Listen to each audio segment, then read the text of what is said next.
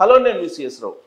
ఆంధ్రప్రదేశ్లో రాబోయేటువంటి ఎన్నికల్లో ఏ పార్టీ అధికారంలోకి వచ్చేటువంటి అవకాశం ఉంది అనే దాని మీద రకరకాల సర్వేలు వస్తూ ఉన్నాయి. ఆ సర్వేల కన్నా కూడా వాట్సాప్ యూనివర్సిటీలో వస్తున్నటువంటి లాజికల్ సర్వే నన్ను అయితే అట్రాక్ట్ చేసింది. మీకు కూడా దాన్ని వివరించేటువంటి ప్రయత్నం చేస్తాను. చాలా సింపుల్గా అక్కడ రాబోయేటువంటి రోజుల్లో ఏ పార్టీ అధికారంలోకి వస్తుంది అనేటువంటి ఒక క్యాలిక్యులేషన్ చేసి వాట్సాప్ యూనివర్సిటీలో వైరల్ అవుతున్నటువంటి సర్వే, దాన్ని మీకు ఎక్స్ప్లెయిన్ చేయడంతో పాటు క్లారిటీ ఇచ్చేటువంటి ప్రయత్నం చేస్తాను. రకరకాల సర్వేలు వస్తూ ఉన్నాయి.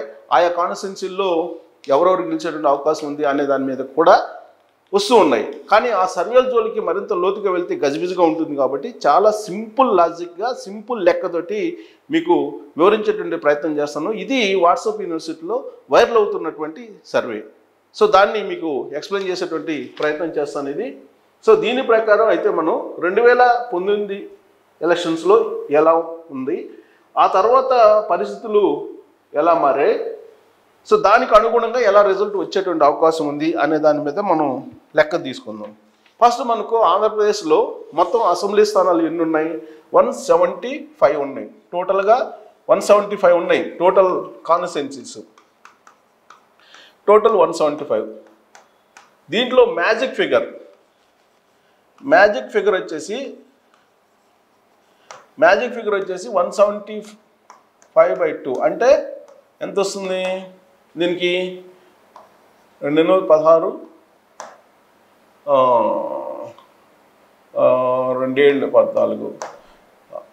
87.5 వస్తుందండి. అంటే సుమారుగా దీన్ని రౌండప్ చేస్తే కనుక 88. ఇది మ్యాజిక్ ఫిగర్. 88 అనేది మ్యాజిక్ ఫిగర్.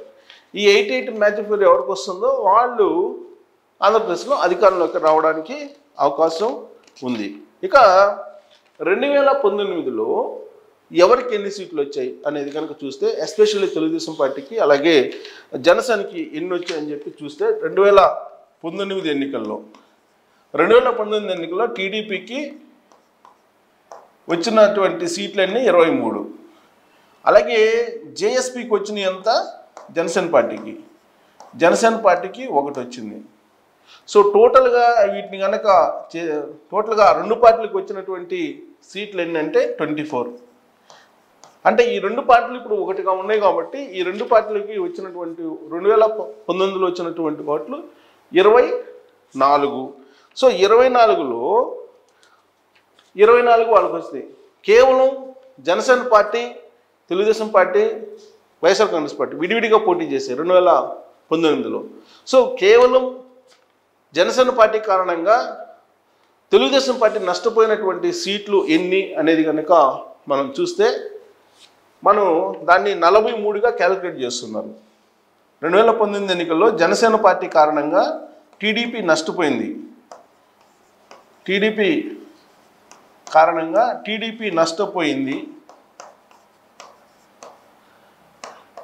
నష్టపోయిన సీట్లు ఏంటంటే 43. సో ఈ 43ని ఎలా క్యాలిక్యులేట్ చేశారు అని చెప్పేసి అనుకోవచ్చు.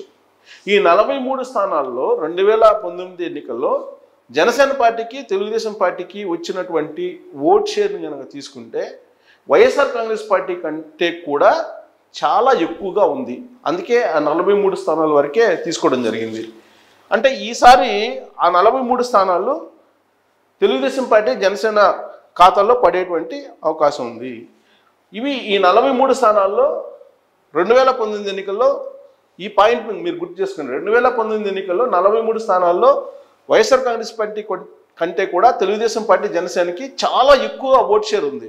సో అందుకే 43 స్థానాలు ఇప్పుడు 2024కి వచ్చేటప్పటికి ఇవి జనసేన, తెలుగుదేశం పార్టీ కూటమిలో పడిపోతాయి. అంటే దాని అర్థం ఏంటి? తెలుగుదేశం పార్టీ ప్లస్ జనసేన కూటమికి 2024కి వచ్చేటప్పటికి ఎన్ని వచ్చే అవకాశం ఉంది? ఈ లెక్క ప్రకారం 2019లో 24 ఆ 2 పార్టీలకు వచ్చాయి, ప్లస్ 43 వైఎస్ఆర్ కాంగ్రెస్ పార్టీ కంటే కూడా ఓట్ షేర్ విషయంలో చాలా ఎక్కువగా ఉన్నటువంటి కాన్స్టిట్యున్సీలు. సో ఈ మొత్తం కలిపితే మనం తీసుకుంటే 67 స్థానాలు. అంటే ఈ 67 స్థానాలు పక్కా 2024 ఎన్నికల్లో తెలుగుదేశం పార్టీకి, జనసేనకి పక్కాగా వచ్చేటువంటి, ఎందుకంటే 2019తో పోల్చుకుంటే 2019 ఎన్నికలు జరిగినటువంటి తీరుని కనుక చూసుకుంటే అవి పక్కాగా వచ్చేటువంటి ఇవి. అంటే ఇప్పుడు మనం చూసుకుంటే మ్యాజిక్ ఫిగర్ అంతా 88 మైనస్ 67 అంటే ఎంత ఇప్పుడు మనకి? సో 1 21 అంటే ఈ మ్యాజిక్ ఫిగర్ని చేరుకోవడానికి ఇంకెన్ని కావాలి? 21 వస్తే సరిపోతుంది. ఇంకా 21 మాత్రమే తెలుగుదేశం పార్టీ జనసేనకు వస్తే సరిపోతుంది. ఆ 21 రావడానికి, సో గెలుపు కోసం 21 రావడానికి, ఆ గెలుపు కోసం ఉండేటువంటి అవకాశాలు ఏంటంటే, ఇప్పుడు మనం నెల్లూరు జిల్లా తీసుకుందాం. నెల్లూరు జిల్లా తీసుకుంటే అక్కడ ఆల్రెడీ 3 ఎమ్మెల్యేలు, వైసీపీ ఎమ్మెల్యేలు వెళ్ళిపోయారు తెలుగుదేశం పార్టీకి. 3 ఎమ్మెల్యేలు వెళ్ళిపోయినటువంటి పరిస్థితి మనకి నెల్లూరు జిల్లాలో కనపరుస్తుంది. ఆ 3 ఎవరు? ఆనం రామనారాయణ రెడ్డి, కోటమిరెడ్డి శ్రీధర్ రెడ్డి, ఉదయగిరి ఎమ్మెల్యే చంద్రశేఖర్ రెడ్డి. సో వాళ్ళు వెళ్ళిపోయిన తర్వాత అక్కడ జరిగినటువంటి పరిణామాలను కనుక తీసుకుంటే మనం, వేమిరెడ్డి ప్రభాకర్ రెడ్డి తెలుగుదేశం పార్టీలోకి వెళ్ళిపోయారు. సో దీంతో తెలుగుదేశం పార్టీకి నెల్లూరు జిల్లాలో ఈసారి భారీగా అవకాశం ఉంది గెలవడానికి అనేది ఒకటి ఈక్వేషను. తర్వాత మనం అమరావతి రాజధాని ఎఫెక్ట్ ఉండేటువంటి జిల్లాలు, ప్రధానంగా అమరావతి రాజధాని వల్ల మిగిలినటువంటి ప్రాంతాల కంటే కూడా ఎక్కువగా లబ్ధి పొందినటువంటి వాళ్ళు, అలాగే ఎక్కువగా అక్కడ రాజధాని కావాలనుకుంటున్నటువంటి వాళ్ళని మనం తీసుకుంటే గుంటూరు. సో గుంటూరు 1 ప్లస్ ప్రకాశం 1, ఓకే, ప్లస్ కృష్ణ. ఈ 3 జిల్లాల్లో కనుక్కుంటే గుంటూరులో 17 ఉన్నాయి అసెంబ్లీ సెగ్మెంట్స్, ప్లస్ ప్రకాశంలో ఎన్ని ఉన్నాయి? 11 ఉన్నాయి, ప్లస్ కృష్ణాలో ఎన్ని ఉన్నాయి? 15 ఉన్నాయి. వెరసి 43 స్థానాలు ఉన్నాయండి ఇక్కడ. ఇది గుంటూరు, ప్రకాశం, కృష్ణా జిల్లాలో 43 స్థానాలు ఉన్నాయి. సో ఈ 43 స్థానాల్లో అత్యధికంగా అమరావతి రాజధాని కోరుకుంటున్న ప్రజలు ఎక్కువగా ఉంటారు. కాబట్టి ఆ 43 స్థానాల్లో ఖచ్చితంగా పాజిటివ్ రిజల్ట్ ఉండేటువంటి అవకాశం ఉంది. అలాగే నెల్లూరు జిల్లాలో 3 వైసీపీ ఎమ్మెల్యేలు మారడంతో పాటు అక్కడ రాజకీయ ఈక్వేషన్లు మారిపోయాయి కాబట్టి అక్కడ కూడా వచ్చేటువంటి అవకాశం ఉంది పాజిటివ్ రిజల్ట్. ఇవి కాకుండా చిత్తూరు కనుక మనం చూస్తే, చిత్తూరు విషయంలో కనుక మనం చూస్తే, చిత్తూరు జిల్లా అనగానే మనకు గుర్తొచ్చేది తిరుమలకి ప్రతిరోజు కొన్ని లక్షల మంది, సుమారుగా యావరేజ్న 60-70 లక్షల మంది ప్రతిరోజు దర్శనం చేసుకుంటారు. యావరేజ్ని చూసుకున్నా కానీ తిరుమల వెళ్ళి వచ్చినటువంటి వాళ్ళు ఎవరైనా సరే 100కి 80 మంది వైఎస్ఆర్ కాంగ్రెస్ పార్టీకి వ్యతిరేకంగా ఉన్నారనేది ఒక అంచనా, అక్కడ ఉన్నటువంటి వాళ్ళు చెప్పేటువంటి మాట కూడా. అందుకే తిరుమల వెళ్ళి వచ్చినటువంటి వాళ్ళు ఎవరైనా సరే వ్యతిరేకంగా ఉంటారు. ప్రత్యేకించి తిరుమలలో ఏం జరుగుతుంది అనే దాని మీద పూర్తి అవగాహన ఉన్నటువంటి వాళ్ళు చిత్తూరు జిల్లా వాళ్ళు. అందుకే ఈసారి చిత్తూరు జిల్లాలో తెలుగుదేశం పార్టీకి అనుకూలమైనటువంటి వాతావరణం ఉంది అనేది చెప్తూ ఉన్నారు. ఇక వైజాగ్ తీసుకుంటే, వైజాగ్లో ప్రత్యేకించి రిషికొండ కానీ, తర్వాత భూముల కబ్జాలు కానీ, రిషికొండ భూముల కబ్జాలు ఇవి వైజాగ్లో తెలుగుదేశం పార్టీకి అనుకూలం చేస్తాయి. వైఎస్ఆర్ కాంగ్రెస్ పార్టీ కాదనుకున్నారు విశాఖ జిల్లా వాసులు అనేదానికి ఈ 2 సంఘటనలు. అలాగే చిత్తూరు జిల్లా వాళ్ళు వైఎస్ఆర్ కాంగ్రెస్ పార్టీని కాదనుకున్నటువంటి వాళ్ళు తిరుమల వ్యవహారం. గుంటూరు, ప్రకాశం, కృష్ణా వాళ్ళు అమరావతికి సంబంధించి అనుకూలంగా ఉండాలనుకుంటున్నారు కాబట్టి అక్కడ. సో కాబట్టి చిత్తూరు, వైజాగ్, గుంటూరు, ప్రకాశం, నెల్లూరు, కృష్ణా ఈ జిల్లాలు మొత్తం కూడా దాదాపుగా అనుకూలంగా ఉండేటువంటి అవకాశం ఉందనేది వాట్సాప్ యూనివర్సిటీ సర్వే అంచనా వేస్తుంది.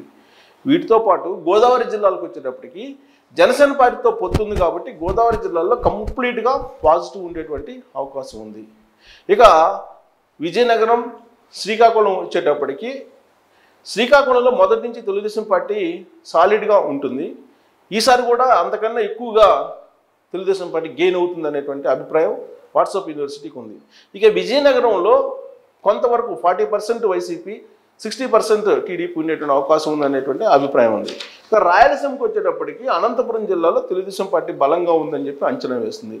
ఇన్ని పాజిటివ్ కోణాల మధ్యలో ఇక 21 స్థానాలు మ్యాజిక్ ఫిగర్కి చేరుకోవడానికి అవసరమైన 21 స్థానాలు ఏవైతే ఉన్నాయో ఇవి రావా అనేటువంటి క్వశ్చన్ వేసుకుంటే 100కి 100% ఆ 21 వచ్చే అవకాశం ఉంది. అంటే 88 మ్యాజిక్ ఫిగర్ని చేరుకొని ప్రభుత్వాన్ని ఏర్పాటు చేయడము అనేది సూర్యుడు తూర్పున ఉదయిస్తాడు అనేది ఎంత నిజమో అంత నిజము అనేది వాట్సాప్ యూనివర్సిటీ చెప్తోంది. జగన్మోహన్ రెడ్డి భాషలో చెప్పాలంటే తల కిందక పెట్టి కాళ్ళు పైకి పెట్టినా కానీ వైఎస్ఆర్ కాంగ్రెస్ పార్టీ అధికారంలోకి వచ్చేటువంటి అవకాశం లేదు అనేది వాట్సాప్ యూనివర్సిటీలో ఇదే పదాన్ని ఉపయోగించి వాళ్ళు ఇచ్చినటువంటి విశ్లేషణ. సో కాబట్టి వాట్సాప్ యూనివర్సిటీ సర్వే ప్రకారం రాబోయేటువంటి రోజుల్లో చాలా సింపుల్ లాజిక్ వాళ్ళు వేసి చెప్పారు. గత ఎన్నికలను చేసుకున్నారు. గత ఎన్నికలను పోల్చుకొని టీడీపీకి 23, జనసేనకి 1, అది డెడ్ స్టోరేజ్. అందుకన్నా దారుణమైనటువంటి పరిస్థితులు తెలుగుదేశం పార్టీ జనసేనకి మరొకటి ఉండవు. 2019 ఎన్నికలు జరిగినటువంటి పరిస్థితుల కన్నా దారుణమైన పరిస్థితులు ఎప్పుడూ ఉండవు. సో ఆ రోజు వచ్చినటువంటి సీట్ల సంఖ్యను తీసుకొని సో జనసేన కారణంగా నష్టపోయినటువంటి సీట్లు తెలుగుదేశం పార్టీ నష్టపోయినవి 43 తీసుకొని సో ఇప్పుడు 2024కి కనుక వాటిని అన్వయింపజేస్తే 24 + 43 67 స్థానాలు వస్తాయి. మ్యాజిక్ ఫిగర్ 88 కాబట్టి ఆ 67 స్థానాలు తీసేసి 21 మాత్రమే అవసరం. ఆ 21కి రావడానికి పాజిటివ్ పాయింట్స్ నెల్లూరు, గుంటూరు, ప్రకాశం, కృష్ణా, అలాగే చిత్తూరు, గోదావరి జిల్లాలు, తర్వాత శ్రీకాకుళం, వైజాగ్, అనంతపురం ఇవన్నీ కూడా ప్లస్ పాయింట్ ఉన్నాయి. కర్నూలులో కూడా 50-50 అవకాశం ఉంది. కర్నూలు కూడా ఇటు వచ్చి కడప తప్ప ఏది కూడా వైఎస్ఆర్ కాంగ్రెస్ పార్టీకి అనుకూలంగా లేదనేది వాట్సాప్ యూనివర్సిటీ అంచనా.